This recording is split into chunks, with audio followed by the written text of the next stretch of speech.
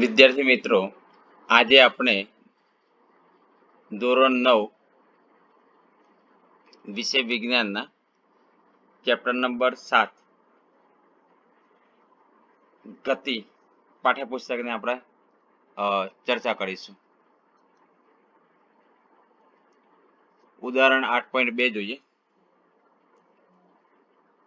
મુસાફરીના પ્રારંભના સમયે કારના ઓડોમીટરનું અવલોકન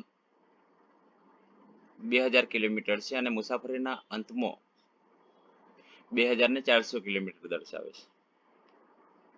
જો આ મુસાફરી દરમિયાન લાગતો સમય 8h એટલે કે 8 કલાક હોય તો કારની સરેરાશ ઝડપ કિલોમીટર પ્રતિ અવર અને મીટર પ્રતિ સેકન્ડમાં ગણો.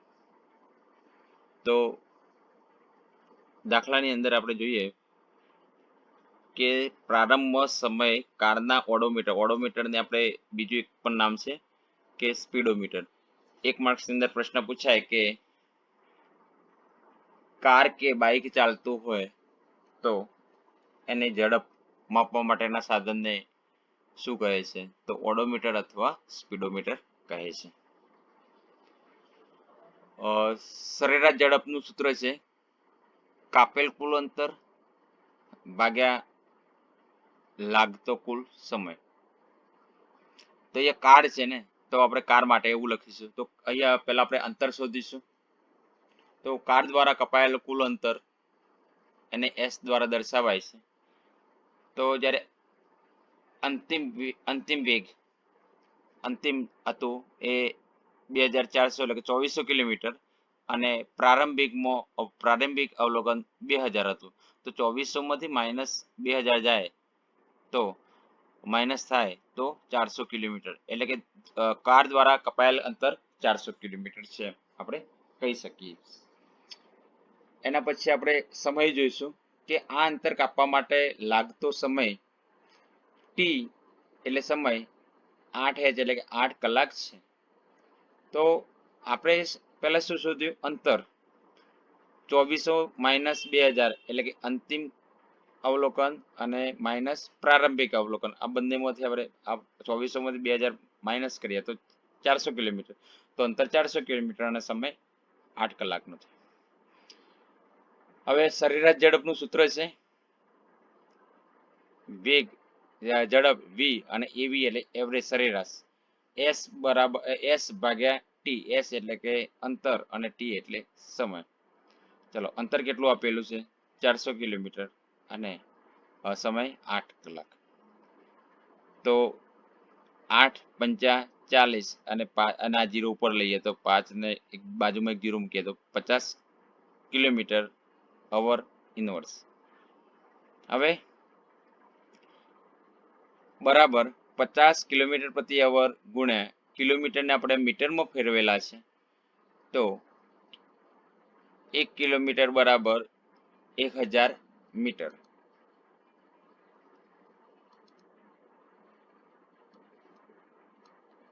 અને ભાગ્યા 1 કિલોમીટર. હવે ગુણ્યા 1h એટલે 1 કલાક એટલે કેટલા સેકન્ડ? તો 3600 સેકન્ડ. તો 1 અવર h ભાગ્યા 3600 સેકન્ડ. તો અહીંયા આપણે આ લખેલું છે. હવે આપણે 0 જે અહીંયા જે છે એ 0, આ 2 0 તો આ 2 0 ઉડી જશે. 36 છે, 36 ના 18 દુ 36 તો અહીંયા 5 દુ 10. તો આ 2 અને આ 2 ઉડી જશે. હવે 18 ના અડધા કરીએ તો 9 દુ 18 થાય. 5 ના અડધા નહીં થાય, પણ અહીંયા 50 ના અડધા કરીએ તો 25 દુ 50. આ 2 અને આ 2 ઉડી ગયા. હવે અહીંયા બચ્યા કેટલા? 25 ગુણ્યા 5. 25 ગુણ્યા 5 એટલે 125 અને નીચે છે 9 ભાગ્યા 9 કરીએ. 125 ભાગ્યા 9 તો અહીંયા ભાગાકાર કરેલો છે અને અહીંયા 13.88 એટલે 8 વારંવાર રિપીટ થાય એટલા માટે આપણે લખી શકીએ કે 13.8 ની જગ્યાએ એક વધારીને 13.9 મીટર પ્રતિ સેકન્ડ એટલે કે સરેરાશ ઝડપ આપણને 13.9 મીટર પ્રતિ સેકન્ડ મળે છે.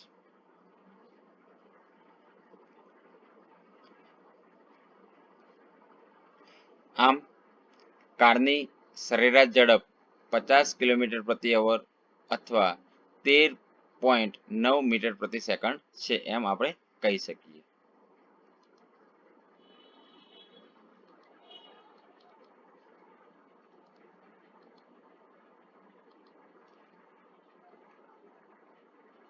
બીજો દાખલો છે, ઉષા 90 મીટર લંબાઈના એક સ્વિમિંગ પુલમાં તરે છે અને તે સ્વિમિંગ પુલના એક છેડાથી બીજા છેડા સુધી તથા તે જ માર્ગ પર પાછા ફરતા 180 કિલોમીટર અંતર એ 1 મિનિટમાં પૂરું કરે છે. તો ઉષાની સરેરાશ ઝડપ અને સરેરાશ વેગ ગણો. આ દાખલાની અંદર આગળના દાખલામાં આપણે જોયું સરેરાશ ઝડપ એકલી શોધવાની હતી. આ દાખલાની અંદર સરેરાશ ઝડપ અને સરેરાશ વેગ શોધવાનો છે. દાખલાને સમજીએ તો ઉષા એ 90 મીટર લંબાઈ એક સ્વિમિંગ પુલ સ્વિમિંગ પુલ પાર કરવામાં કરે છે. હવે ઉષા એ જ્યાંથી સ્ટાર્ટ કરે શરૂઆત કરે છે તો એક છેડાથી બીજા છેડા જઈને આવે છે ત્યાં સુધી પાછા ફરતા 90 મીટરનું અંતર છે તો 90 + 90 એટલે જઈને પાછી આવે એટલે 120 મીટર થાય અને એ કેટલા મિનિટની અંદર પૂરું કરે છે તો 1 મિનિટની અંદર પૂરું કરે છે. તો આપણે જવાબમાં આપણે પહેલા એ લખીશું કે ઉષાએ 1 મિનિટમાં કાપેલ કુલ અંતર કેટલું તો 180 મીટર છે અને 1 મિનિટમાં ઉષાનું સ્થાનાંતર કેટલું, સ્થાનાંતર એટલે શું તો ઉષા જે જગ્યાએથી તરવાનું ચાલુ કરે છે અને બીજા છેડે જાય છે, એક છેડાથી પાછી બીજા છેડા અને બીજા છેડાથી પાછી એ છેડે આવે છે તો જે જગ્યાએથી સ્થાનનું અંતર એટલે જે જગ્યાએથી તરવાનું ચાલુ કર્યું એ જગ્યાએ પાછી એની જગ્યાએ જ છે તો એનું સ્થાનાંતર 0 થશે.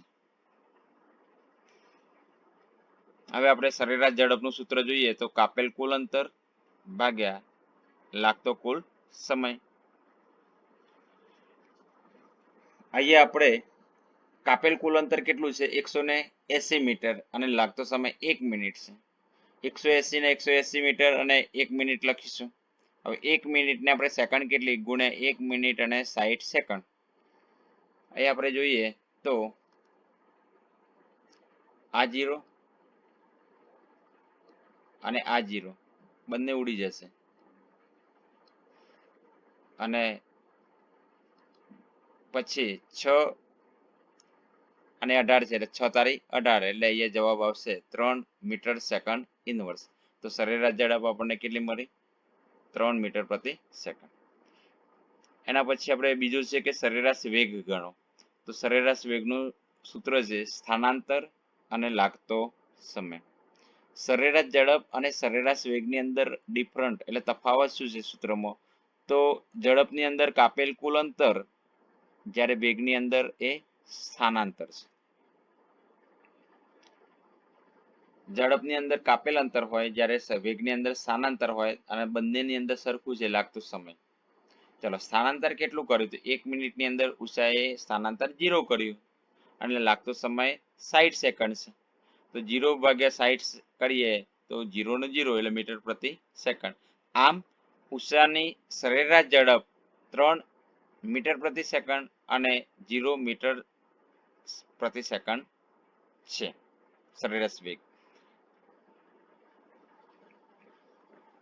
એના પછી 8.3 જોઈએ વેગના ફેરફારનો દર એટલે કે rate of change of velocity.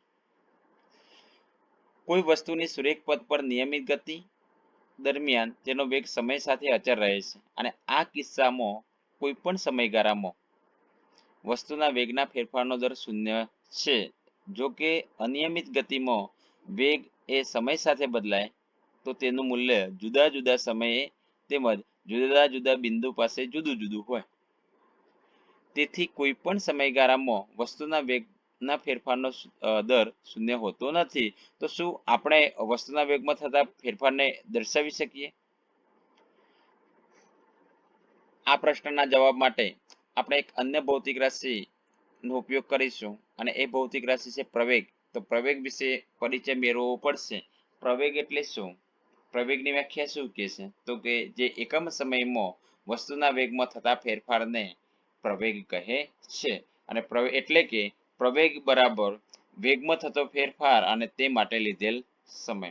આગળ આપણે જોયું સરેરાશ ઝડપ અને સરેરાશ વેગ. તો સરેરાશ ઝડપની અંદર કુલ લાગતો સમય અને ભાગ્યા કુલ લાગતું અંતર ભાગ્યા સમય, તો સમય તે માટે લીધેલ સમય, તો ઝડપ હોય કે વેગ હોય કે પ્રવેગ હોય, તો જે નીચે છેદની અંદર જે આવે તો લીધેલ સમય, ત્રણેયની અંદર લીધેલ સમય સરખો આવશે, પણ ઝડપની અંદર કુલ અંતર આવશે, વેગની અંદર સ્થાનાંતર આવશે અને પ્રવેગની અંદર વેગમાં થતો ફેરફાર હશે અંશની અંદર. તો જો કોઈ વસ્તુનો પ્રારંભિક વેગ એટલે કે u અને સમય t સમયમાં બદલાઈને અંતિમ વેગ થતો હોય, પ્રારંભિક વેગ u એ t સમયમાં બદલાઈને અંતિમ વેગ થતો હોય, તો તેનો પ્રવેગ પ્રવેગ a બરાબર v માઇનસ u. પ્રારંભિક વેગ u બદલાઈને t સમયમાં અંતિમ વેગ થતો હોય તેનો પ્રવેગ a વડે દર્શાવાય, તો v માઇનસ u છેદમાં t, સમીકરણ નંબર 8.3. આ સમીકરણનો દાખલાની અંદર ઉપયોગ થશે. આ પ્રકારની ગતિને પ્રવેગી ગતિ કહે છે. જો પ્રવેગ વેગની દિશામાં હોય તો ધન અને જો વેગની વિરુદ્ધ દિશામાં હોય તો ઋણ લેવામાં આવે છે. એટલે કેવી રીતે? જ્યારે કોઈ કાર ચાલતી હોય તો એની સ્પીડ માટે એટલે કે ધન દિશામાં પ્લસ આવશે, જ્યારે એ કારને બ્રેક મારતા એ આગળ જતી નથી પણ પાછી પડે એટલે એને ઋણ દિશામાં હોય છે, એવું એટલે કે એને મૂલ્ય ઋણ આવે છે. તો પ્રવેગનો SI એકમ છે મીટર પ્રતિ સેકન્ડનો, મીટર સેકન્ડ ઇન્વર્સ 2. તો વેગ એ મીટર પ્રતિ સેકન્ડ, ઝડપ પણ મીટર પ્રતિ સેકન્ડ, જ્યારે વેગ નહીં પણ પ્રવેગ હોય તો ખાલી વર્ગ આવશે, મીટર પ્રતિ સેકન્ડનો વર્ગ. જો કોઈ વસ્તુ સુરેખ પથ પર ગતિ કરતી હોય તો તેનો વેગ સમાન સમયગાળામાં સમાન રીતે વધતો કે ઘટતો હોય તો વસ્તુનો પ્રવેગ અચળ ગણાય છે. મુક્ત પતન કરતા પદાર્થની ગતિ અચળ પ્રવેગી ગતિનું ઉદાહરણ છે. મુક્ત પતન કરતો એટલે કે ઉપરથી જો વસ્તુને આપણે નીચે ફેંકીએ ને તો એ વસ્તુને મુક્ત પતન કહી શકીએ. તો ઉપરથી પડતી વસ્તુ એટલે કે મુક્ત પતન કરતા પદાર્થની ગતિ અચળ પ્રવેગી ગતિનું ઉદાહરણ છે. ઉદાહરણ આપણે લઈએ કે લીમડાના પત્તા ઉપરથી પડતા હોય તો એ ગતિને મુક્ત પતનની ગતિ કહે છે. ઉપરથી આવતો બોલ મુક્ત પતન ગતિ છે. બીજી રીતે જોઈએ તો જો કોઈ વસ્તુનો વેગ અસમાન દરથી બદલાતો હોય તો તેની ગતિ અસમાન પ્રવેગી ગતિ ગણાય છે. ઉદાહરણ તરીકે જો કોઈ એક કાર સુરેખ પથ પર, સુરેખ એટલે સીધા રસ્તે ગતિ કરતી હોય અને સમાન સમયગાળામાં અસમાન માત્રામાં તેના વેગમાં ફેરફાર થતો હોય તો કારની ગતિ અસમાન પ્રવેગી કહેવાય. આપણે જોઈએ પ્રવૃત્તિ 8.8, એમાં તમે રોજિંદા જીવનમાં ઘણા બધા પ્રકારની ગતિ અનુભવો છો અને આ પ્રવૃત્તિની અંદર આપણે 4 ગતિની વાત કરીશું. પ્રવેગ ગતિની દિશામાં હોય, બીજું પ્રવેગ ગતિની વિરુદ્ધ દિશામાં હોય, અને પ્રવેગ અચળ હોય અને પ્રવેગ અસમાન હોય. શું તમે ઉપર દર્શાવેલા દરેક પ્રકારની જે 4 પ્રકારની જે ગતિનું જે એક ઉદાહરણ આપી શકશો? હા, આપણે 4ના એક ઉદાહરણ આપી અને સમજીએ. પહેલો પ્રશ્ન શું કહે છે કે પ્રવેગ ગતિની દિશામાં હોય. કઈ ગતિ છે? સુરેખ ગતિની વાત કરીએ આપણે તો સુરેખ રસ્તા પર ગતિ કરતા વાહનની ઝડપ વધતી હોય ત્યારે તેનો પ્રવેગ તેની ગતિની દિશામાં છે એમ આપણે કહી શકીશું. ફરીથી બોલું છું, ધ્યાન આપજો કે સુરેખ પથ પર ગતિ કરતા વાહનની ઝડપ વધતી હોય તો ત્યારે તેનો પ્રવેગ તેની ગતિની દિશામાં છે. વધતી હોય ત્યારે પ્રવેગ તેની ગતિની દિશામાં હશે એમ કહી શકાય. હવે અહીંયા બીજું છે કે પ્રવેગ ગતિની વિરુદ્ધ દિશામાં હોય તો જ્યારે સુરેખ પથ પર ગતિ કરતા વાહન પર ઝડપ વધતી ના હોય પણ વાહન પર બ્રેક લગાડવામાં આવે ત્યારે વાહનની ઝડપ ઘટતી જશે અને આ વખતે વાહનમાં ઉત્પન્ન થતો પ્રવેગ તેની ગતિની વિરુદ્ધ દિશામાં હોય છે. આગળના સવાલમાં શું હતું, જો વાહનની ઝડપ વધતી હોય ત્યારે તેનો પ્રવેગ તેની ગતિની દિશામાં હોય છે, પણ અહીંયા તો બ્રેક લાગે છે વાહનને, અને બ્રેક લાગે ત્યારે વાહનની ઝડપ એ ઘટતી જાય છે અને વાહનમાં ઉત્પન્ન થતો પ્રવેગ એ તેની ગતિની વિરુદ્ધ દિશામાં હોય છે. ત્રીજો પ્રશ્ન છે કે પ્રવેગ અચળ હોય, અમુક ઊંચાઈએથી મુક્ત પતન, એટલે મેં આગળ ઉદાહરણ આપ્યું હતું કે લીમડાના પત્તા પડતા હોય ઉપરથી, કે ઉપરથી આપણે બોલ પડે, કોઈ વસ્તુ ઉપરથી પડે તો એને આપણે મુક્ત પતન કહીશું. તો અમુક ઊંચાઈએથી મુક્ત પતન કરતા પદાર્થની ગતિ અચળ પ્રવેગી ગતિ છે. પદાર્થનો પ્રવેગ એટલે કે ગુરુત્વ પ્રવેગ g એનું મૂલ્ય છે 9.8 મીટર પ્રતિ સેકન્ડનો વર્ગ જેટલો અચળ હોય છે એનો પ્રવેગ. અને છેલ્લો એટલે કે ચોથો પ્રશ્ન છે કે પ્રવેગ અસમાન હોય. ટ્રાફિક વાળા રસ્તા પર થતી વાહનની ગતિ જે અનિયમિત પ્રતિપ્રવેગી હોય, પ્રવેગી હોય કે પ્રતિપ્રવેગી હોય. અહીંયા ટ્રાફિક વાળા રસ્તા પર વાહનની ગતિ જોઈએ આપણે તો નિયમિત નહીં હોય. સ્પીડ વધે એટલે કે ગતિ વધે ઘટે, વધે ઘટે. બ્રેક મારીએ એટલે પાછું પ્રતિપ્રવેગી થઈ જાય. પ્રવેગી અને પ્રતિપ્રવેગી બંને હોય છે. તો પ્રવેગી કેવો થાય? અસમાન થાય છે. એના પછી આપણે ઉદાહરણ 8.4 જોઈએ. સ્થિર અવસ્થામાંથી રાહુલ પોતાને સાયકલ ચલાવવાનું શરૂ કરે છે. એટલે કે રાહુલ સાયકલ ઊભી રાખીને ઊભો છે અને શરૂઆત કરે છે અને 30 સેકન્ડમાં 6 મીટર પ્રતિ સેકન્ડનો વેગ પ્રાપ્ત કરે છે અને એવી રીતે બ્રેક મારે છે કે જેથી સાયકલનો વેગ ત્યારબાદ 5 સેકન્ડમાં ઘટીને 5 સેકન્ડમાંથી ઘટીને 4 સેકન્ડ થઈ જાય છે. તો આ બંને કિસ્સામાં સાયકલના પ્રવેગની ગણતરી કરવાની છે. અહીંયા આપણને કિસ્સા બે આપેલા છે. આપણને બે કિસ્સા આપેલા છે. કયા કયા બે કિસ્સા આપેલા છે? તો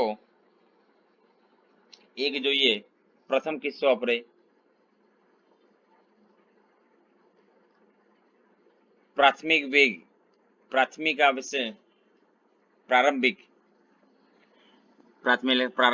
વેગ એટલે કે u બરાબર 0 છે. અંતિમ વેગ 6 મીટર પ્રતિ સેકન્ડ છે. એ અહીંયા શરૂઆતમાં જ લખેલું છે. 30 સેકન્ડમાં 6 મીટર પ્રતિ સેકન્ડનો વેગ છે. સમય 30 સેકન્ડ આપેલો છે.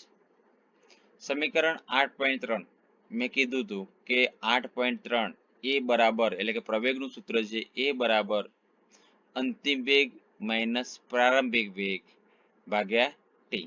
આ સૂત્રનો અહીંયા ઉપયોગ કરેલો છે 8.3 નો આ સૂત્રનો. હવે આ સૂત્રની અંદર u એટલે પ્રારંભિક વેગ, v એટલે અંતિમ વેગ અને ટી એટલે કે સમય ના મૂલ્યો ઉપરના સમીકરણની અંદર આપણે એની મૂલ્ય એટલે કિંમત આપણે લખીશું. એ શોધવાનું છે એટલે એની કોઈ કિંમત નથી આપેલી. v આપણને 6 મીટર પ્રતિ સેકન્ડ આપેલું છે, u એ 0 છે 0 મીટર પ્રતિ સેકન્ડ અને t એ 30 સેકન્ડ આપેલું છે. 6 માંથી 0 જાય તો 6 જ, એટલે 6 ભાગ્યા 30 બરાબર 0.2 મીટર પ્રતિ સેકન્ડનો વર્ગ. કારણ કે પ્રવેગ છે એટલે એનો SI એકમ મીટર પ્રતિ સેકન્ડનો વર્ગ છે.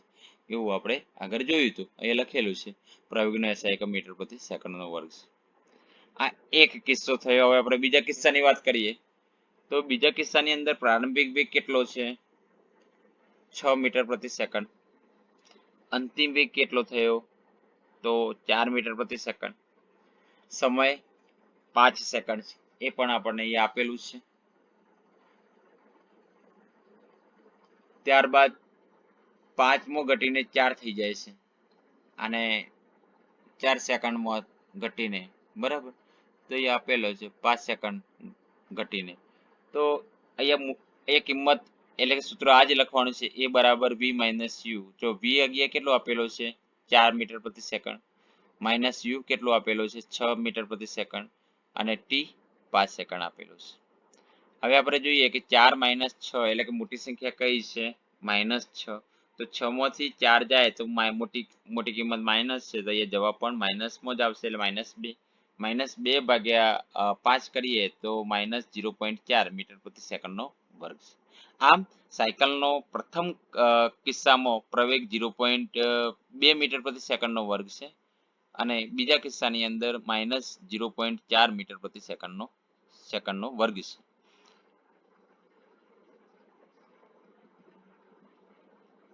એના પછી આપણે પ્રશ્નોત્તરી કરીએ અને પહેલો પ્રશ્ન છે કે તમે કોઈ વસ્તુની બાબતમાં ક્યારે કહી શકો છો?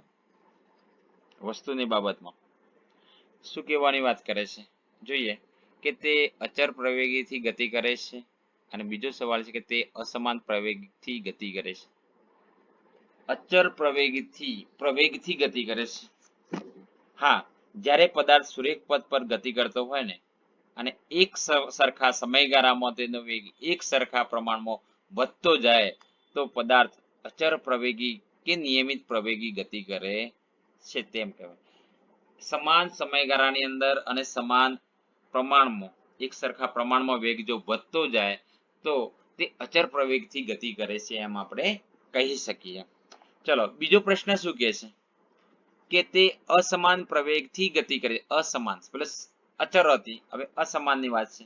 જ્યારે પદાર્થનો વેગ એક સરખા સમયગાળામાં જુદા જુદા પ્રમાણમાં બદલાતો હોય તો પદાર્થનો પ્રવેગ અનિયમિત છે તેમ આપણે કહીશું. એના પછીનો એક દાખલો છે, મોસ્ટ આઈએમપી દાખલો છે, પેપરની અંદર પૂછાય છે. એક કારની ગતિ 5 સેકન્ડમાં 80 કિલોમીટર અવર ઇનવર્સ થી ઘટીને 60 કિલોમીટર અવર ઇનવર્સ થઈ જાય છે તો બસનો પ્રવેગ શોધો.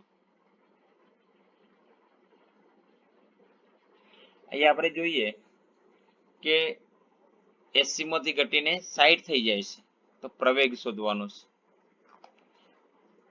તો પહેલા આપણે શું કરશું? પ્રારંભિક વેગ શોધીશું, પછી અંતિમ વેગ શોધીશું અને પછી સૂત્ર આપણે લખીશું.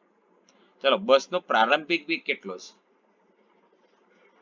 તો પ્રારંભિક વેગ છે 80, તો 80 કિલોમીટર પ્રતિ અવર. યુ બરાબર પ્રારંભિક વેગ એટલે યુ બરાબર 80 કિલોમીટર પ્રતિ અવર. ચલો 80 કિલોમીટર ને આપણે મીટરમાં ફેરવીશું તો 80 ગુણ્યા 1000 મીટર અને 60 ગુણ્યા 60 સેકન્ડ. કઈ રીતે આપણે લખીએ એ જોઈએ. તો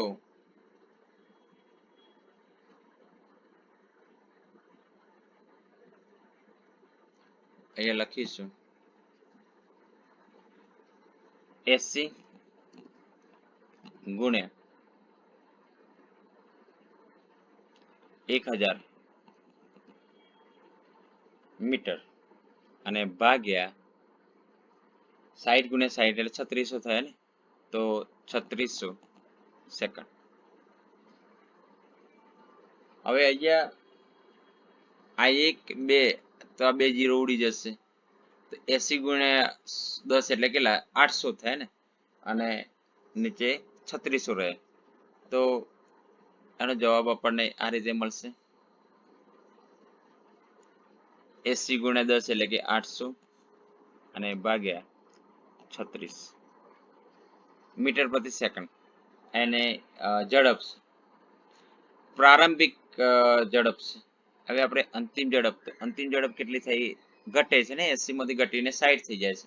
તો અહીંયા 80 હતી તો 800 થયું, 800 ભાગ્યા 36 થયું, તો એ 60 છે તો શું થશે?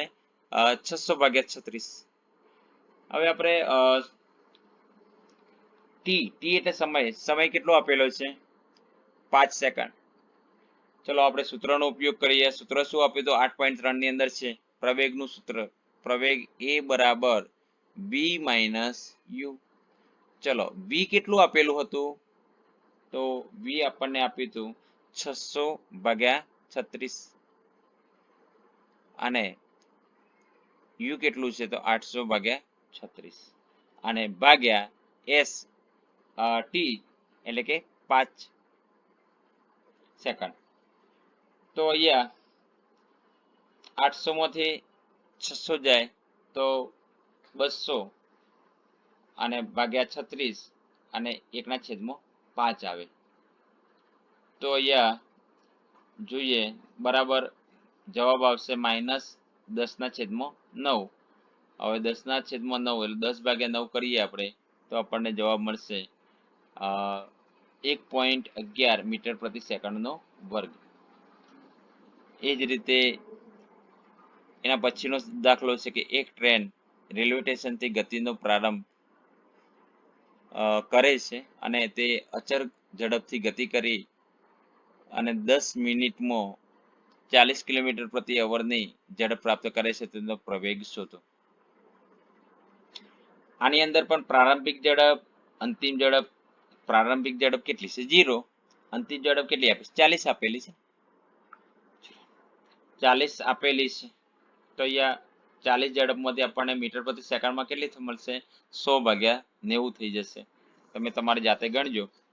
અને એના પછી પ્રવેગનું સૂત્ર છે a બરાબર b માઇનસ u ભાગ્યા t. ચલો b કેટલું આપેલું છે 100/90 અને u આપણને આપેલું છે 0 પ્રારંભિક અને t આપણને આપેલું છે 10 આપેલું છે ને એટલે આપણને 600 થશે t સમય. તો 100/9 ગુણ્યા 600 એટલે કે 1/54 મીટર પ્રતિ સેકન્ડનો વર્ગ. હવે 1/54 મીટર પ્રતિ સેકન્ડનો વર્ગ બરાબર આપણને જવાબ મળશે 1.85 ગુણ્યા 10⁵ મીટર પ્રતિ સેકન્ડ. આ જોઈએ આપણે એક પ્રશ્ન અને 2 દાખલા પ્રશ્નોત્તરીમાં. હવે આપણે જોઈએ 8.4 ગતિનું આલેખીય નિરૂપણ. ઘણી બધી ઘટનાઓની મૂળભૂત જાણકારી આપેલ દ્વારા આલેખ દ્વારા સરળતાથી મળી શકે છે. ઉદાહરણ તરીકે કોઈ એક દિવસીય ક્રિકેટ મેચના પ્રસારણ દરમિયાન કોઈ ટીમ દ્વારા પ્રત્યેક ઓવરમાં બનાવેલ રનના દરને ઊભા સ્તંભ એટલે કે ઊભી લાઈન અને ઊભી લાઈનને આપણે 12 વાર આલેખ વડે દર્શાવાય. તમે ગણિતમાં અભ્યાસ કર્યો છે તે મુજબ સુરેખ આલેખની મદદથી ચલો ધરાવતા રેખીય સમીકરણનો ઉકેલ આપણે મેળવી શકીએ છીએ. હા, કોઈ વસ્તુની ગતિને દર્શાવવા માટે સુરેખ આલેખનો ઉપયોગ કરી લઈએ તો આ કિસ્સામાં સુરેખ આલેખ કોઈ એક ભૌતિક રાશિ પરની નિર્ભરતા દર્શાવે છે, જેમ કે અંતર કે વેગની કોઈ બીજી ભૌતિક રાશિ પરની નિર્ભરતા એવું આપણે કહી શકીએ. 8.4.1માં આપણે જોઈએ અંતર અને સમયનો આલેખ એટલે કે અંતર એટલે ડિસ્ટન્સ અને સમય એટલે ટાઈમ અને આલેખ એટલે ગ્રાફ. Distance, time, graph. કોઈ વસ્તુના સ્થાનમાં સમયની સાપેક્ષ થતો ફેરફાર એક સુવિધાજનક સ્કેલ પસંદ કરી અંતર અને સમયના આલેખ દ્વારા દર્શાવી શકાય છે. આ આલેખમાં સમયને x અક્ષ પર તથા અંતરને y અક્ષ પર લેવામાં આવે છે. અંતર અને સમયના આલેખને વસ્તુની વિવિધ અવસ્થાઓ માટે દર્શાવી શકાય છે, જેમ કે સમાન ઝડપ, અસમાન ઝડપ, સ્થિર સ્થિતિ વગેરે. અહીંયા આલેખ આપેલો છે. આલેખની અંદર જોઈ શકો છો તમે અહીંયા જે આડી આમ લાઈન છે એને x અક્ષ અને ઊભી લાઈનને y અક્ષ કહે છે. સમય મિનિટની અંદર આપેલો છે 20 મિનિટ, 40 મિનિટ, 60 મિનિટ. અંતર છે કિલોમીટરની અંદર આપેલું છે 10 કિલોમીટર, 20 કિલોમીટર, 30 કિલોમીટર, 40 કિલોમીટર. અહીંયા અંતર એ સમયની સાથે વધતું જાય છે. જ્યારે સમય 20 મિનિટ હતો, જ્યારે 40 મિનિટ થયો, ત્યાર પછી 60 મિનિટ થયો તો એ અંતર પણ વધતું જાય છે. આપણે જાણીએ છીએ કે જ્યારે કોઈ વસ્તુ સમાન સમયગાળામાં સમાન અંતર કાપે ત્યારે તે અચળ ઝડપથી ગતિ કરે છે એમ આપણે કહીએ છીએ.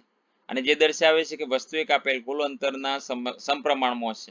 આમ અચળ ઝડપ માટે અંતર વિરુદ્ધ સમયનો, આપણે આને વિરુદ્ધ પણ અંતર સમયનો બોલીએ છીએ, અંતર અને સમય, તો અંતર વિરુદ્ધ સમયનો આલેખ સીધી રેખા મળે છે, જે આકૃતિ 8.3 માં દર્શાવેલી છે. એટલે આલેખનો OB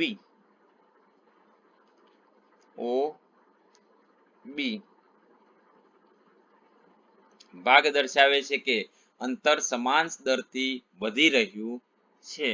અહીં નોંધો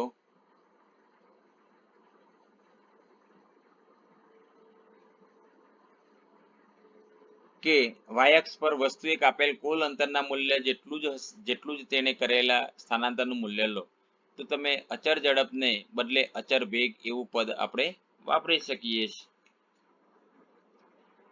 ચાલો આપણે એક અંતર અને સમયના આલેખનો ઉપયોગ વસ્તુની ઝડપ શોધવા માટે કરીએ.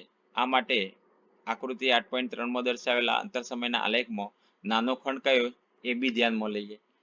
જો બિંદુ A માંથી x અક્ષને સમાંતર રેખા તથા બિંદુ B માંથી y અક્ષને સમાંતર એક રેખા દોરો. આપણે જોઈએ A અને B, અહીંયા એક રેખા દોરેલી છે x અને આ રીતે, બરાબર છે. આપણે જોઈ શકીએ જો ઘાટી ઘાટી જે લીટી છે તે આપેલ AC, A અને C આની વાત છે. તો આપેલ AC સમયગાળો એટલે કે T1 અને T2 માઇનસ T1 જ્યારે BC ને અનુરૂપ અંતર S2 minus S1, S2 minus આનંદમાંથી આ બાદ કરીશું, દર્શાવે છે. આપણે આલેખ પરથી જોઈ શકીએ છીએ કે વસ્તુ A થી B સુધી ગતિ કરે છે. A થી B સુધી વસ્તુ ગતિ કરે છે અને તે દરમિયાન T2 છે, T2 માઇનસ T1 સમયગાળામાં S2 માઇનસ S1 અહીંયા છે S2 માઇનસ S1 અંતર કાપે છે અને તેથી વસ્તુની ઝડપ v નીચે પ્રમાણે આપણે દર્શાવી શકીએ છીએ. સૂત્ર છે કે v બરાબર S2 માઇનસ S1 ભાગ્યા T2 માઇનસ T1. આ જ રીતે આપણે અંતર સમયનો આલેખ પ્રવેગી ગતિ પર માટે પણ દોરી શકીએ. કોષ્ટક 8.2 માં એક કાર દ્વારા 2 સેકન્ડના સમયગાળા દરમિયાન કાપેલ અંતર દર્શાવ્યું છે. કોષ્ટક 8.2 કાર દ્વારા નિયમિત સમયગાળામાં કપાયેલ અંતર, અહીંયા સમય અને અંતર ની વાત છે. તો સમય સેકન્ડમાં છે અને અંતર મીટરની અંદર આપેલું છે. સમય જોઈએ તો 0 થી સ્ટાર્ટ થાય છે અને અંતર પણ 0 થી સ્ટાર્ટ થાય છે. સમય 2, 4, 6, 8, 10, 12 આ તફાવત જે ડિફરન્ટ જે બતાવે છે 2 સેકન્ડનો છે. 2 થી 4, 2 દુ 4, 4 દુ 2 દુ 4, 2 તારીખ 6, 2 ચોક 8, 2 પંચા 10, 2 6 12, 2 મિનિટ 2 સેકન્ડનો ડિફરન્ટ બતાવે. જ્યારે અંતરની અંદર શું છે 0 પછી 1 પછી 3 નો ડિફરન્ટ છે, પાછો 5 નો ડિફરન્ટ, 6 નો ડિફરન્ટ, 9 નો ડિફરન્ટ અલગ અલગ છે. તો કાર દ્વારા નિયમિત સમયગાળામાં કપાયેલ અંતરની વાત છે. જોઈએ આપણે કે અંતર અને સમયનો આલેખ દોરેલો છે. તો અસમાન ગતિ કરતી કાર માટે સમય, અંતર અને સમયનો આલેખ. કારની ગતિ માટે અંતર અને સમયનો આલેખ આકૃતિ 8.4 માં દર્શાવે છે. એ નોંધો કે આકૃતિ 8.3 માં દર્શાવેલ અંતર અને સમયના સમાન ગતિના આલેખ કરતા આ આલેખનો આકાર જુદો છે. કેમ કે આ આલેખની પ્રકૃતિ નિયત સમયમાં કાર દ્વારા કપાયેલ અંતરમાં અરેખીય ફેરફાર થાય છે. માટે આકૃતિ 8.4 માં દર્શાવેલ આલેખ અસમાન ઝડપવાળી ગતિ કરે છે એવું આપણે કહી શકીએ. બીજો એક આલેખ જોઈએ, વેગ અને સમયનો આલેખ.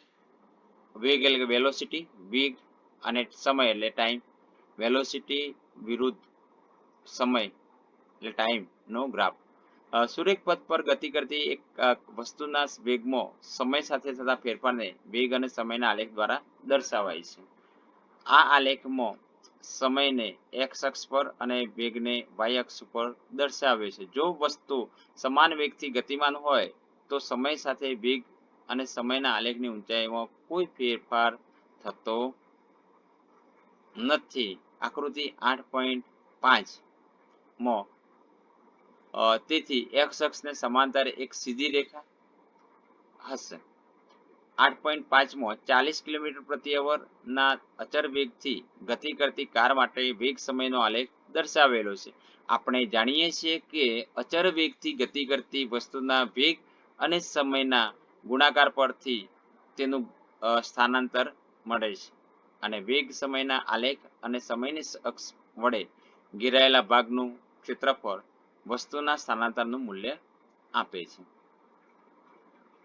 આપણે આકૃતિ 8.5 ની વાત કરીએ તો 8.5 દ્વારા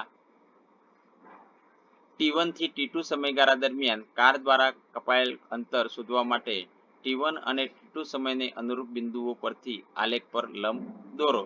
40 કિલોમીટર પ્રતિ અવર ના વેગને ઊંચાઈ AC અથવા BD વડે તથા સમય T2 - T1 ને લંબાઈ AB થી દર્શાવાય છે. વિદ્યાર્થી મિત્રો, હવે આપણે એ જોઈએ કે T2 - T1 એ સમયગાળામાં કાર દ્વારા કપાયેલ અંતર એ S એટલે અંતર S નીચે પ્રમાણે આપણે શોધી શકીએ. અંતર S બરાબર AC ગુણ્યા CD. ચલો, AC આપણને કેટલું આપેલું છે તો 40 કિલોમીટર અવર ઇનવર્સ અને ગુણ્યા CD એ T2 - T1 એ અહીં આપેલું છે અવરની અંદર. હવે 40 T2 - T1 અને કિલોમીટર આપણે કહીશું. તો હવે લંબચોરસ ABCD નું ક્ષેત્રફળ ABC અને D ABCD નું ક્ષેત્રફળ આકૃતિ 8.5 માં દર્શાવેલ છાयांકિત ભાગ. ચલો, વેગ અને સમયના આલેખ દ્વારા આપણે અચર પ્રવેગી ગતિનો અભ્યાસ પણ કરી શકીએ છીએ. ધારો કે એક કારના એન્જિનની ચકાસણી માટે તેને એક સુરેખ પથ પર ગતિ કરાવવામાં આવે છે. ડ્રાઈવરની બાજુમાં બેઠેલ સુરેખ પથ પર ગતિ કરાવવામાં તેને સુરેખ પથ પર ગતિ કરાવવા માટે ડ્રાઈવરની બાજુમાં બેઠેલ એક વ્યક્તિ દર 5 સેકન્ડ બાદ કારના સ્પીડોમીટરનું અવલોકન કરે છે. સ્પીડોમીટર અથવા એને આપણે બીજું ઓડોમીટર પણ આપણે કહીશું. તો એનું અવલોકન કરે છે અને જુદા જુદા સમય માટે કારનો વેગ એ મીટર પ્રતિ સેકન્ડ, કિલોમીટર પ્રતિ સેકન્ડમાં કોષ્ટક 8.3 માં દર્શાવેલો છે. અહીંયા ચોક્કસ સમયગાળામાં કારનો વેગ, સમય 0, 5, 10 એ રીતે સમય ચોક્કસ છે. 5 સેકન્ડનો તફાવત છે. કારનો વેગ એ મીટર પ્રતિ સેકન્ડ અને કિલોમીટર પ્રતિ અવરમાં આપેલો છે. ચલો, કારનો વેગ એ મીટર પ્રતિ સેકન્ડમાં 0, કિલોમીટરમાં પણ 0 આપેલો છે. પેલો 2.5, 5, 7.5, 10, 12.5 અને 15. અઢી 2.5 એટલે અઢી થયું. પાછું બીજા અઢી એટલે 5 થયા. એના પછી અઢી એટલે 7.5 થયા.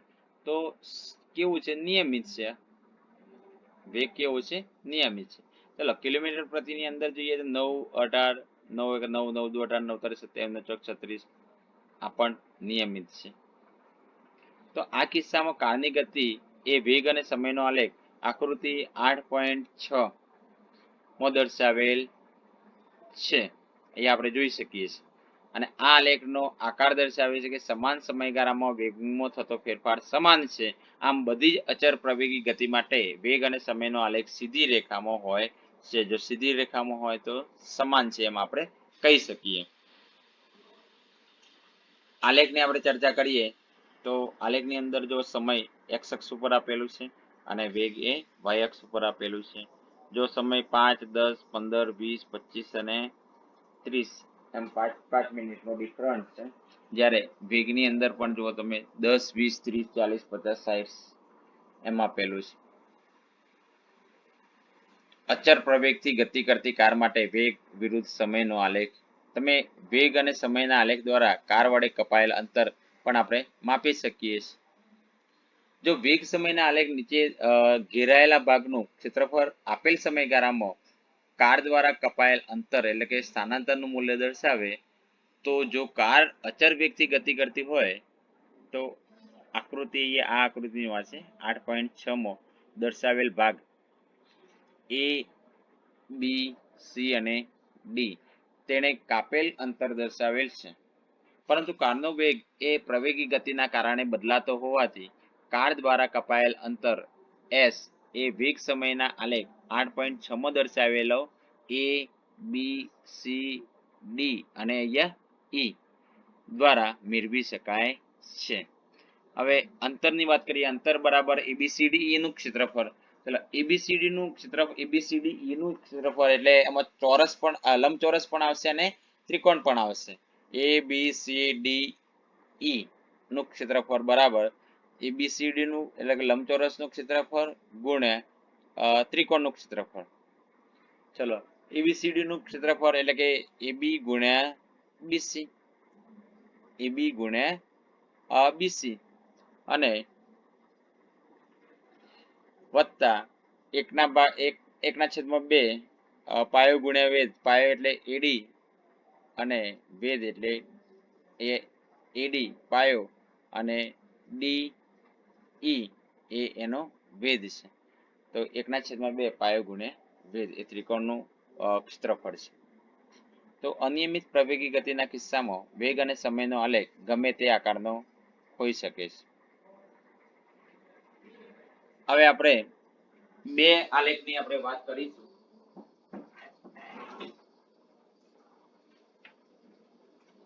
એમાં જોઈએ તો આ આલેખમાં પણ જો તમે અને એક બીજો આલેખ, તો અનિયમિત પ્રવેગથી ગતિ કરતી વસ્તુ માટે વેગ અને સમયનો આલેખ છે.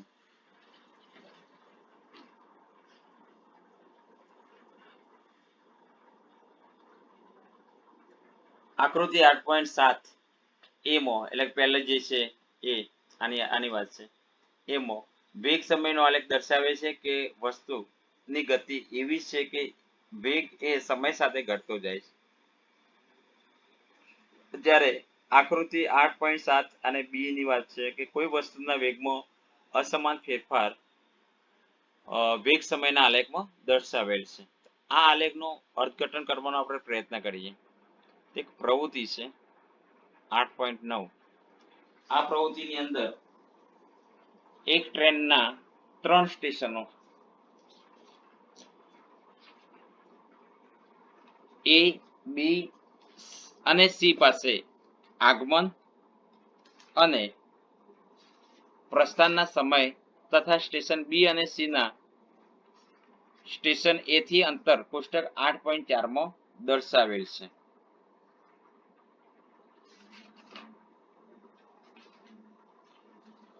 કોષ્ટક 8.4 એ સ્ટેશન બી અને સી ના એ થી અંતરો તથા ટ્રેનનો આવવાનો અને જવાનો સમય છે.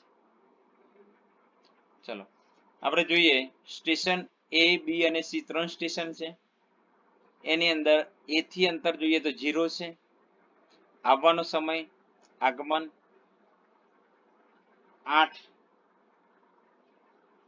8 કલાક, જવાનો સમય 8:15.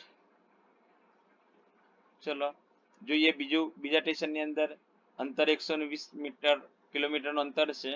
આવવાનો સમય 11:15 વાગ્યાનો છે અને જવાનો સમય 11:30 નો છે. એટલે આગમન અને પ્રસ્થાનની વાત છે. ચલો ત્રીજા સ્ટેશનની આપણે વાત કરીએ. 180 કિલોમીટર અંતર છે એથી અને આવવાનો સમય 13 કલાક એટલે કે 1 વાગ્યાનો છે અને જવાનો સમય 13:15 એટલે કે 1:15 વાગ્યાનો છે. કોઈ બે સ્ટેશનો વચ્ચે ટ્રેનની ગતિ અચળ છે તેમ સ્વીકારી લઈને અંતર અને સમયનો આલેખ દોરો અને તેનું અર્થઘટન કરો.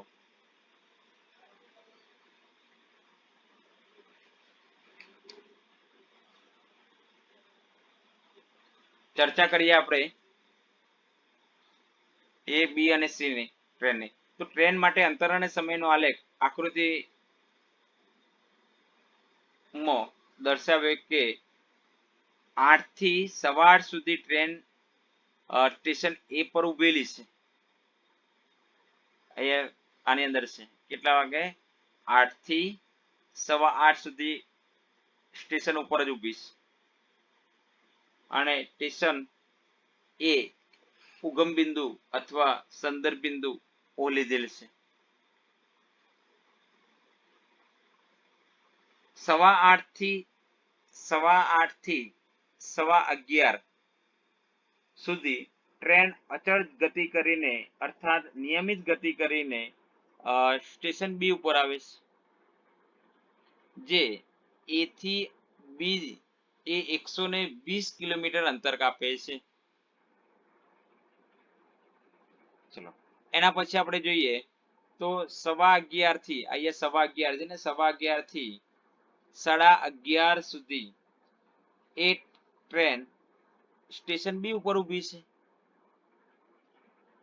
અને 11:30 થી 1 વાગ્યા સુધી ટ્રેન અચળ ઝડપે ગતિ કરી અર્થાત નિયમિત ગતિ કરી અને સ્ટેશન સી ઉપર પહોંચે છે, ત્યારે એથી તેનું અંતર 180 માઇનસ 120 એટલે કે 60 કિલોમીટરનું એ અંતર કાપે છે.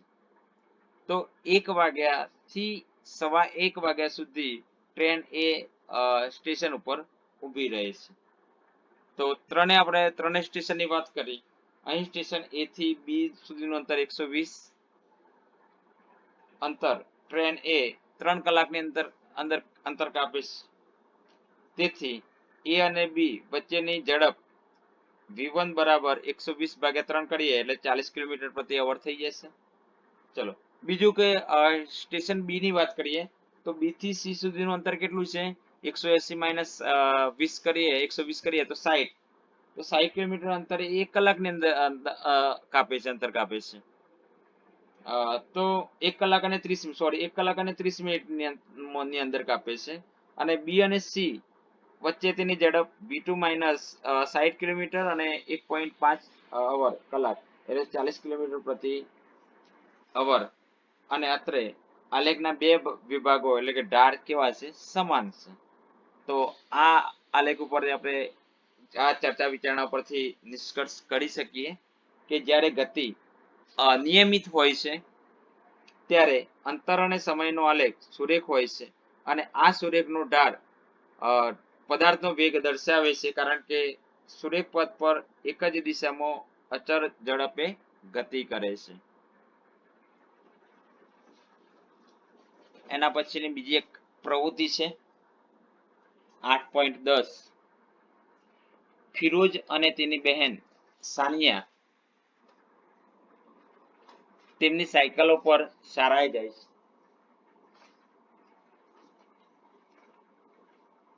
તે બંને ઘરેથી એક સાથે પ્રસ્થાન કરે છે એટલે કે જાય છે, તેમજ એક જ માર્ગ પર ગતિ કરે છે, છતાંય અલગ અલગ સમયે શાળાએ પહોંચે છે. કોષ્ટક 8.5 માં બંને દ્વારા અલગ અલગ સમય પર કાપેલ અંતર દર્શાવેલું છે. ચલો બંને ભાઈ બહેન છે, એક ફિરોજ છે અને બીજી એની બેન છે સાનિયા. તો ફિરોજ અને સાનિયા દ્વારા જુદા જુદા સમયમાં તેની સાયકલો વડે કપાયેલ અંતરની આપણે વાત કરીએ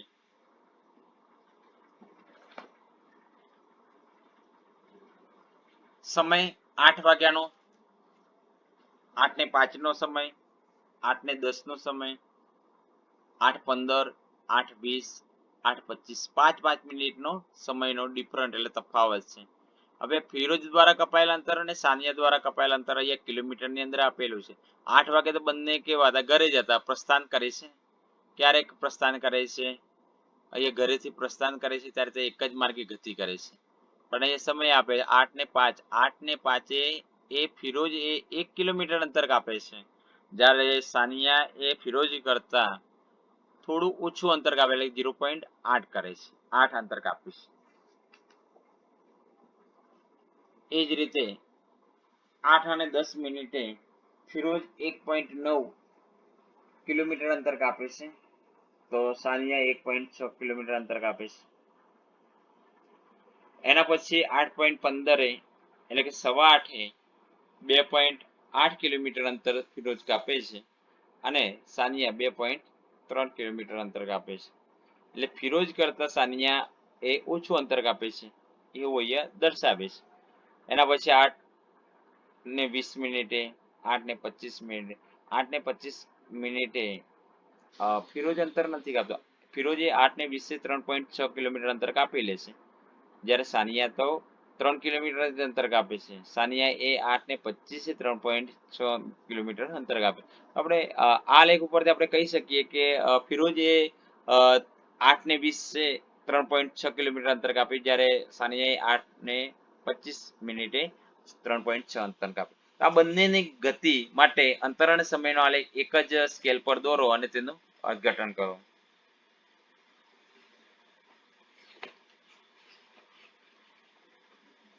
ચલો ચર્ચા વિચારણા આપણે કરીએ એને આલેખની.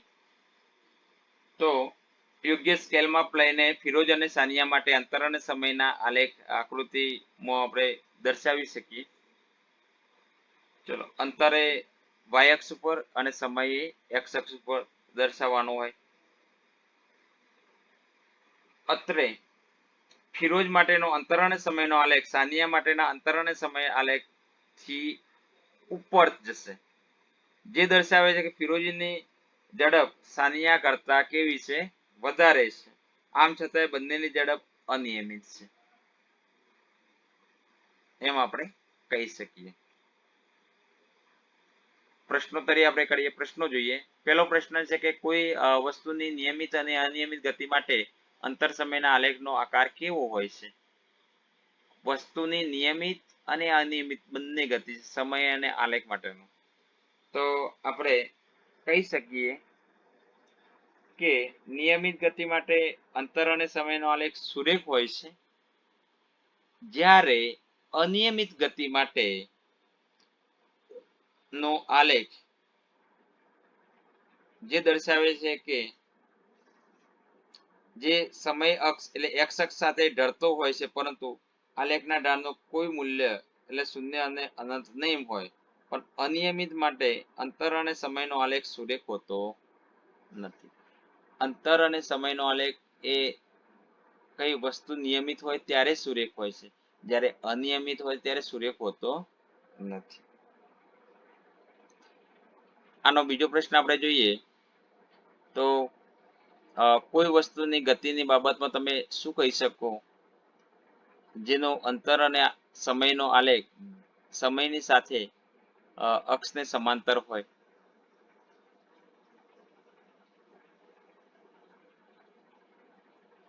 તો આપણે જવાબમાં લખી શકાય કે તે પદાર્થ સ્થિર હશે, કારણ કે સમયની દરેક ક્ષણે પદાર્થનું અંતર પણ બદલાતું નથી.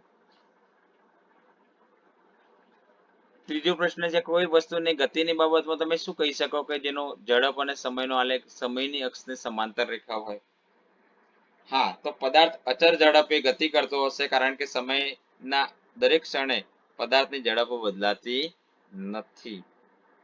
અને છેલ્લો એટલે કે ચોથો સવાલ છે કે વેગ સમયના આલેખની નીચે દર્શાવેલ ક્ષેત્રફળનું માપ કઈ ભૌતિક રાશિ દર્શાવે છે?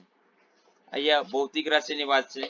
તો જો પદાર્થ સુરેખ પથ પર એક જ દિશામાં ગતિ કરતો હોય તો તે પદાર્થ દ્વારા કપાયેલું અંતર સૂચવે છે એવું કહી શકાય. તો આપેલ સમયગાળામાં પદાર્થનું સ્થાનાંતરનું મૂલ્ય દર્શાવે છે.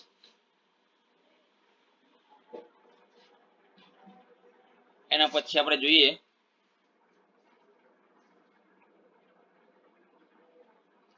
આલેખીય રીતે ગણિતના સમીકરણો. Equation of motion by graphical method. હા, કોઈ વસ્તુ સુરેખ પથ પર અચર ઝડપ પ્રવેગથી ગતિ કરતી હોય તો તેના વેગ ગતિ દરમિયાન તેના પ્રવેગ તથા તેના દ્વારા નિશ્ચિત સમયગાળામાં કાપેલ અંતર વચ્ચેનો સંબંધ સમીકરણો દ્વારા સ્થાપિત કરી શકે અને તેને ગતિના સમીકરણો કહે છે.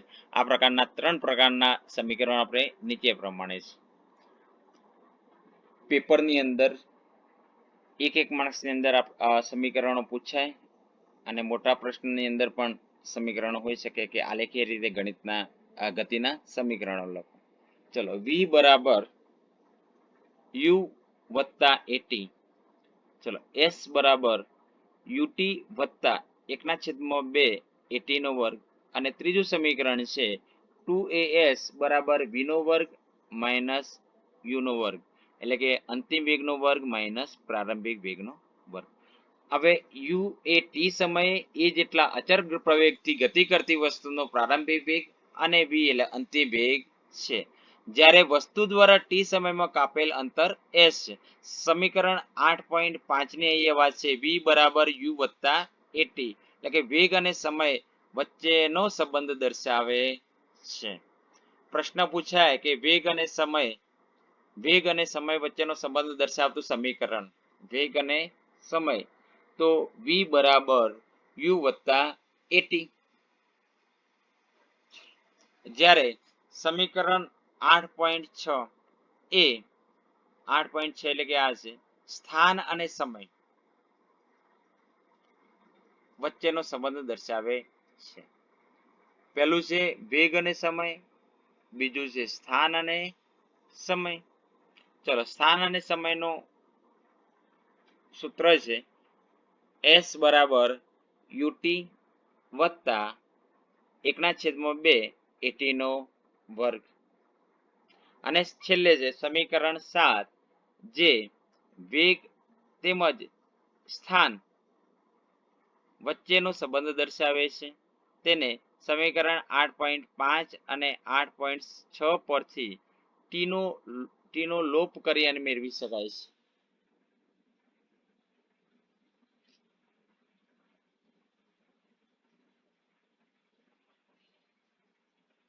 આ ત્રણેય સમીકરણોને આલેખીય રીતે તારવી શકાય છે.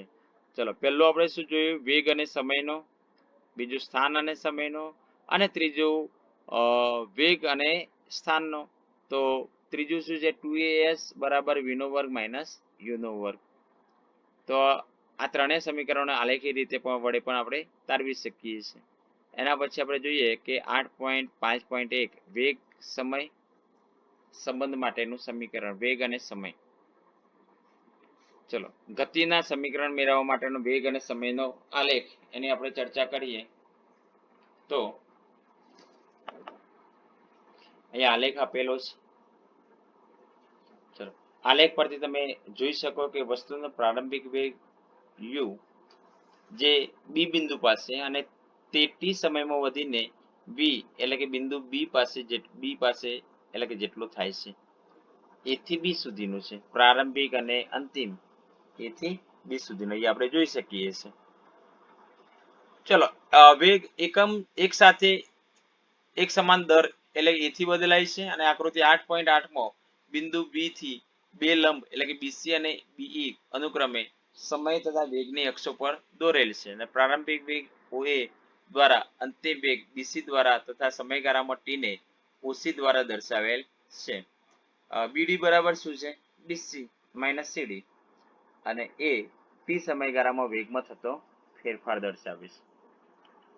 હવે ઓસીને સમાંતર એડી રેખા દોરો.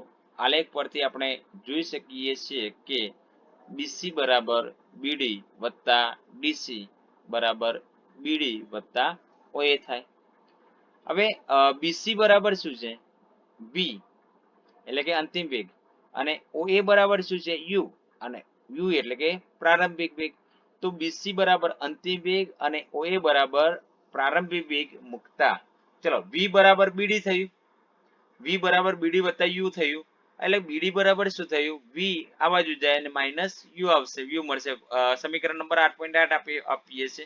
તો વેગ સમય આલેખ આકૃતિ 8.8 પરથી વસ્તુના પ્રવેગની નીચે પ્રમાણે આપણે લખી શકીએ. તો પ્રવેગ એ બરાબર વેગમાં થતો ફેરફાર અને લીધેલ સમય. ચલો વેગમાં થતો ફેરફાર શું છે? બીડી ભાગ્યા એડી. અને બીડી ભાગ્યા એડી બરાબર એડી એટલે કે ઓસી. ઓસી બરાબર ટી સમયમાં આપણે મૂકીએ છીએ એટલે કે પ્રવેગી બરાબર બીડી ભાગ્યા ટી થશે, અથવા બીડી બરાબર એ અને ટી ભેગું થઈ જાય એટી, સમીકરણ નંબર 8.9 થશે. ચલો 8.5.2 જોઈએ. સ્થાન સમય સંબંધ માટેનું સમીકરણ એટલે કે equation for position time relation. ધારો કે વસ્તુ એ જેટલા અચળ પ્રવેગથી ટી સમયમાં એસ જેટલું અંતર કાપે છે, તો 8.8 માં વસ્તુ દ્વારા કપાયેલ અંતર વેગ સમયના આલેખ એબી નીચે ગિરાયેલા ભાગ ઓ એબીસી ના ક્ષેત્રફળ દ્વારા પ્રાપ્ત થાય છે. અને આમ વસ્તુ દ્વારા કપાયેલ અંતર એસ નીચે પ્રમાણે આપણે દર્શાવી શકાય છે. એસ શું કે છે? ઓ એબીસી નું ક્ષેત્રફળ એટલે જે લંબઘન ચતુષ્કોણ છે. અહીં આપણે જોઈએ કે લંબચોરસ ઓએડીસી નું ક્ષેત્રફળ વત્તા ત્રિકોણ એબીડી નું ક્ષેત્રફળ. ચલો ઓએ વત્તા ઓસી વત્તા 1/2 અને એડી ગુણ્યા બીડી થશે. ઓએ બરાબર યુ, ઓસી બરાબર એડી બરાબર ટી અને બીડી બરાબર એટી ના મૂલ્ય મૂકતા આપણને એસ બરાબર યુ ગુણ્યા ટી વત્તા 1/2 અને ટી ગુણ્યા એટી અથવા એસ બરાબર યુટી વત્તા 1/2 એટી નો વર્ગ મળે છે. 8.5.3 જોઈએ કે સ્થાન અને વેગ સંબંધ માટેનું સમીકરણ. Equation for position velocity relation. આકૃતિ 8.8 માં દર્શાવેલ આપણે જોઈએ 8.8 આમાં દર્શાવેલ છે. એની અંદરનું આપણે જોઈએ તો વેગ અને સમયના આલેખ પરથી અચળ પ્રવેગ દ્વારા ટી સમયમાં વસ્તુ દ્વારા કપાયેલ અંતર ટી એસ અને આલેખ નીચે સમલંબ ચતુષ્કોણ ઓએબીસી દ્વારા ઘેરાયેલા ભાગના ક્ષેત્રફળ દ્વારા મળે છે. એટલે કે એસ બરાબર શું છે? સમલંબ ઓએબીસી નું ક્ષેત્રફળ છે. હવે અહીંયા આ જે ક્ષેત્રફળ સમલંબનું છે તો બ્રેકેટની અંદર કૌંસમાં ઓએ વત્તા બીસી અને ગુણ્યા ઓસી ભાગ્યા 2 થશે. ચલો ઓએ શું છે? પ્રારંભિક વેગ. બીસી શું છે? અંતિમ વેગ. અને ઓસી એ સમય ટી. તો અહીંયા એસ બરાબર યુ વત્તા વી કૌંસ પૂરો અને ટી ભાગ્યા 2 કરીશું. એ સમીકરણ 8.11 મળશે. તો વેગ અને સમયના સંબંધ 8.6 પરથી 8.6 એટલે અહીંયા આપણે જોઈએ આ સમીકરણ 8.6 એટલે એસ બરાબર યુટી વત્તા 1/2 એટી નો વર્ગ એની વાત છે. ટી બરાબર વી માઇનસ યુ ભાગ્યા એ 8.12 એટલે સમીકરણ 8.11 અને 12 પરથી એસ બરાબર વી વત્તા યુ અને બીજા કૌંસમાં વી માઇનસ યુ અને 2a અથવા આપણે 2as બરાબર અહીંયા 2a અને s બરાબર વી અહીંયા એકમાં પ્લસ અને બીજો માઇનસ હોય તો વી નો વર્ગ માઇનસ યુ નો વર્ગ થાય. એટલે આ રીતે આપણે સમીકરણ આપણે મેળવી શકીએ છીએ. ચલો આપણે હવે જોઈએ કે એક દાખલો કે એક ટ્રેન સ્થિર સ્થિતિમાંથી ગતિની શરૂઆત કરે છે. 5 સેકન્ડમાં 72 કિલોમીટર પ્રતિ અવર નો વેગ પ્રાપ્ત કરે છે. ધારો કે તેનો પ્રવેગ અચળ છે. બે પ્રશ્નો છે. એક પ્રશ્ન છે કે તેનો પ્રવેગ અને બીજો આ વેગ પ્રાપ્ત કરવા માટે ટ્રેન દ્વારા કપાયેલ અંતર શોધો. ઉકેલ જોઈએ. ચલો એસ બરાબર શું છે? પ્રારંભિક વેગ તો 0 છે. અંતિમ વેગ કેટલો આપેલો? 72 કિલોમીટર પ્રતિ અવર એ આપેલો છે. બરાબર છે. ચલો સમય 5 મિનિટ આપેલો છે. એટલે 5 મિનિટ એટલે કેટલા સેકન્ડ થાય? 300 સેકન્ડ. તો બરાબર 300 સેકન્ડ થયો. હવે સમીકરણ 8.5 8.5 શું કહે છે?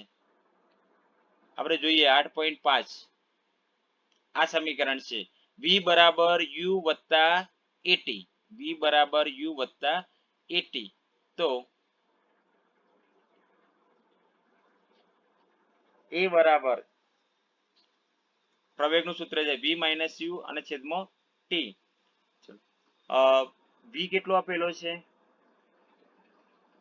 અંતિમ વેગ, તો 20 મીટર પ્રતિ સેકન્ડ એટલે મીટર સેકન્ડ ઇનવર્સ. પ્રારંભિક કેટલો 0 અને સમય 300 આપેલો છે, તો 20 ભાગ્યા 300 કરીએ તો 0 0 ઉડી જશે એટલે 30, 20 ભાગ્યા 30 કરીએ તો 1/15 મીટર પ્રતિ સેકન્ડ નો વર્ગ મળશે એટલે પ્રવેગ મળશે. બીજું સમીકરણ, બીજો પ્રશ્ન એવું કહે છે કે સમીકરણ 8.7 પરથી આપણે જાણીએ કે 2s બરાબર v નો વર્ગ માઇનસ u નો વર્ગ, એટલે કે v નો વર્ગ બરાબર શું થશે 0 થશે, બરાબર. તો s બરાબર શું થશે v નો વર્ગ છેદમાં 2a. ચલો v નો વર્ગ એટલે 20 મીટર પ્રતિ સેકન્ડ નો વર્ગ અને 2 નો 2 અને a એટલે 1/15 મીટર પ્રતિ સેકન્ડ નો વર્ગ.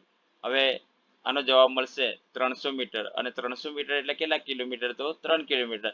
આમ ટ્રેનનો પ્રવેગ 1/15 મીટર પ્રતિ સેકન્ડ નો વર્ગ તથા તેને કાપેલ અંતર એ 3 કિલોમીટર છે એમ આપણે કહી શકીએ. બીજું છે એક કાર અચળ પ્રવેગથી 5 સેકન્ડમાં 18 કિલોમીટર પ્રતિ એટલે 18 કિલોમીટર અવર ઇનવર્સ થી 36 કિલોમીટર અવર ઇનવર્સ નો વેગ પ્રાપ્ત કરે છે, તો તેનો પ્રવેગ 1 પ્રવેગ અને 2 આ સમયગાળામાં કાપેલ અંતર શોધો. ચલો યુ બરાબર કેટલા આપેલા છે 18 કિલોમીટર પ્રતિ અવર, અને 18 કિલોમીટર પ્રતિ અવર ને આપણે મીટરમાં ફેરવીએ તો 5 મીટર પ્રતિ સેકન્ડ થશે. આ પ્રારંભિક વેગ છે. અંતિમ વેગ આપણને 36 આપેલો છે, તો 36 નો આપણે કિલોમીટર ને મીટરમાં ફેરવતા આપણને શું કરીશું આપણે 1 કિલોમીટર બરાબર 100 મીટર 1000 મીટર બરાબર છે, તો એ રીતે આપણે અહીંયા એને 10 મીટર પ્રતિ સેકન્ડ થશે અને સમય આપણને 5 સેકન્ડ આપેલો છે. હવે સમીકરણ 1 અને 8.5 પરથી a બરાબર v માઇનસ યુ અને છેદમાં ટી આ પ્રવેગનું સૂત્ર છે. આ પ્રવેગના સૂત્ર પ્રમાણે આપણે v એટલે કેટલો આપેલો છે તો 10 મીટર પ્રતિ સેકન્ડ, યુ કેટલો આપેલો છે 5 કિલોમીટર 5 મીટર પ્રતિ સેકન્ડ અને સમય 5 સેકન્ડ આપેલો છે. 10 માંથી 5 જાય તો 5 અને 5 માંથી 5 ભાગ્યા 5 કરીએ તો 1 મીટર પ્રતિ સેકન્ડ નો વર્ગ એ પ્રવેગ આપણને મળે છે. સમીકરણ 2 પરથી 8.6 પરથી આપણે જાણી શકીએ કે s બરાબર ut, છેલ્લું જે સૂત્ર છે 8.7 વાળું, તો ut વત્તા 1/2 at નો વર્ગ ને 8.6 વાળું છે, તો ut વત્તા 1/2 at નો વર્ગ. ચલો u એટલે કેટલો છે 5 મીટર પ્રતિ સેકન્ડ, t 5 સેકન્ડ, 1/2 એ 1 મીટર પ્રતિ સેકન્ડ નો વર્ગ અને t એટલે 5 સેકન્ડ નો વર્ગ. ચલો 5 5 કેટલા થયા 25 મીટર, અહીંયા 12.5 બરાબર 37 પોઈન્ટ, જવાબ આવશે 5 મીટર. આમ કારનો પ્રવેગ 1 મીટર પ્રતિ સેકન્ડ નો વર્ગ અને તેના દ્વારા કપાયેલ અંતર પણ 37.5 મીટર છે એમ આપણે કહી શકીએ. એના પછી આપણે ઉદાહરણ 8.7 જોઈએ અને પછી પ્રશ્નોની ચર્ચા કરીશું. એક કાર માં બ્રેક મારતા તેમાં ગતિની વિરુદ્ધ દિશામાં 6 મીટર પ્રતિ સેકન્ડનો વર્ગ પ્રવેગ ઉત્પન્ન થાય છે. જો કાર બ્રેક માર્યા બાદ 2 સેકન્ડ પછી રોકાતી હોય તો આ સમય દરમિયાન તેને કાપેલ અંતર શોધો. ચલો અહીંયા આપણે જોઈએ ઉકેલ એનો, આપણને એ શું આપેલું છે બ્રેક મારે છે એટલે ગતિની વિરુદ્ધ દિશા એટલે પ્લસ નહીં માઇનસ થઈ જશે ને, એટલે 6 છે તો 6 મીટર પ્રતિ સેકન્ડનો વર્ગ થશે. ચલો ટી કેટલો આપેલો છે તો 2 સેકન્ડ, એ 2 સેકન્ડ થયું. ચલો અંતિમ વેગ કેટલો છે 0, તો સમીકરણ 8.5 માં આપણે જાણીએ કે v બરાબર u વત્તા at આપેલું છે બરાબર, તો આ સૂત્ર પ્રમાણે v એ 0 આપેલો છે, u ના u અને a એ આપણને -6 મીટર પ્રતિ સેકન્ડ નો વર્ગ અને t 2 સેકન્ડ આપેલું છે, તો 6 દુ 12 પણ માઇનસ અને એક પ્લસ છે એટલે અહીંયા પ્લસ થઈ જશે, તો 12 મીટર પ્રતિ સેકન્ડ u બરાબર આપણને જોવા મળશે. સમીકરણ 8.6 નું સૂત્ર છે s બરાબર ut વત્તા 1/2 at નો વર્ગ. ચલો આ સૂત્ર પ્રમાણે આપણે કિંમત મૂકીશું. u એટલે કેટલું આપેલું છે 12, અહીંયા થઈ કિંમત મળી છે u ની, u એટલે કે પ્રારંભિક વેગ. ચલો t સમય 2 સેકન્ડ છે એ 1/2 અને a એટલે -6 બરાબર, અને t એ 2 સેકન્ડનો વર્ગ આપેલું છે. આ બધાનો ગુણાકાર ને કરતા 24 મીટર -12 મીટર, 24 માં 12 એટલે 12 મીટર. આમ કાર રોકાય તે પહેલા 12 મીટર અંતર કાપે છે. અને શું તમે એ વાતનું મહત્વ સમજો છો કે રસ્તા પર ગાડી ચલાવતી વખતે ડ્રાઈવરે બીજી ગાડીની હંમેશા અમુક અંતર રાખવું કેમ જરૂરી છે? એ આપણે જઈ શકીએ, કારણ કે 10 ફૂટ અંતર રાખવું જોઈએ. એક ગાડી ચલાવતી વખતે આપણે પાછળ હોઈએ ને તો 10 ફૂટ જેવું અંતર હોય તો આપણે એ બ્રેક મારે તો આપણે બચી શકીએ. પ્રશ્નોત્તરી કરીએ. એક બસ સ્થિર સ્થિતિમાંથી ગતિની શરૂઆત કરે છે તથા 2 મિનિટ સુધી 0.1 મીટર પ્રતિ સેકન્ડના અચળ પ્રવેગથી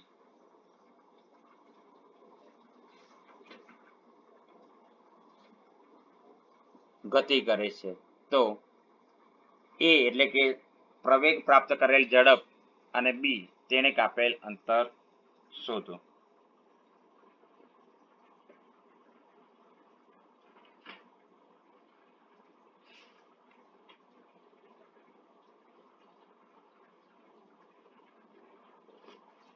ચલો આપણે આ દાખલો જોઈએ. અહીં પ્રારંભિક વેગ કેટલો આપેલો છે? તો 0. પ્રવેગ કેટલો આપેલો છે? 0.5 મીટર પ્રતિ સેકન્ડ એટલે પ્રવેગ થાય ને, એટલે એ બરાબર 0.5 મીટર પ્રતિ સેકન્ડ. ચલો સમય કેટલો છે? તો 2 મિનિટ, અને 2 મિનિટ એટલે કેટલા સેકન્ડ થાય? 120. તો આપણે ટી બરાબર 120 સેકન્ડ એમ લખીશું. સૂત્રનો ઉપયોગ કરીશું આપણે. પહેલા આપણે શું કે પ્રાપ્ત કરેલ ઝડપ અને તે કાપવા માટેનો અંતર. ચલો ઝડપ માટે v બરાબર u વત્તા t નો ઉપયોગ કરીશું. ચલો v બરાબર u એટલે કેટલું છે? 0. a એટલે કેટલું? 0.5 0.1 આજે પ્રવેગ છે, અને t નો વર્ગ એટલે 120. t નો વર્ગ ખાલી t એટલે 120 સેકન્ડ. તો આનો ગુણાકાર કરતા આપણને જવાબ મળશે 12 મીટર પ્રતિ સેકન્ડ. એ જ રીતે બીજું છે તેને કાપેલ અંતર એટલે s ut વત્તા 1/2 at નો વર્ગ થશે. ચલો અહીંયા સૂત્ર પ્રમાણે આપણે કિંમત મૂકતા આપણને જવાબ મળશે અંતર 720 મીટર. આમ બસે પ્રાપ્ત કરેલ ઝડપ એ 12 મીટર પ્રતિ સેકન્ડ અને બસે કાપેલ અંતર એ 720 મીટર થાય છે. બીજો પ્રશ્ન આપણે જોઈએ. એક ટ્રેન 90 કિલોમીટર પ્રતિ અવરની ઝડપથી ગતિ કરતી રહી છે અને બ્રેક મારતા તેમાં -0.5 મીટર પ્રતિ સેકન્ડનો વર્ગ અચળ પ્રવેગ ઉત્પન્ન થાય છે. તો ટ્રેન સ્થિર સ્થિતિમાં આવે તે પહેલા કેટલું અંતર કાપશે? આ પ્રશ્ન કરેલો છે. તો દાખલાની રકમ આપણે જોઈએ કે ટ્રેન એ 90 કિલોમીટર પ્રતિ અવરની ઝડપથી ગતિ કરી રહી છે અને બ્રેક મારે છે. તો અહીં પ્રારંભિક વેગ કેટલો થશે? 90 કિલોમીટર પ્રતિ અવર. ચલો એને કિલોમીટરને આપણે મીટરમાં ફેરવવા માટે આપણે શું કરવું પડશે? તો 90 ગુણ્યા 1000 મીટર. જેટલા કિલોમીટર હોય એટલા ગુણ્યા 1000 કરી દેવાના, અને નીચે આપણે 3600 કરીશું. તો જવાબ મળશે. અને કિલોમીટરને આપણે મીટરમાં ફેરવીએ તો 25 મીટર પ્રતિ સેકન્ડ મળશે. ચલો એ બરાબર કેટલું આપેલું છે? તો એ બરાબર -0.5 મીટર પ્રતિ સેકન્ડ નો વર્ગ આપેલો છે. v એ આપણને અંતિમ વેગ આપણને 0 આપેલો છે, કારણ કે ટ્રેન અંતે સ્થિર જ થાય છે. તો અહીંયા સૂત્ર છે v નો વર્ગ માઇનસ u નો વર્ગ બરાબર 2as આવશે.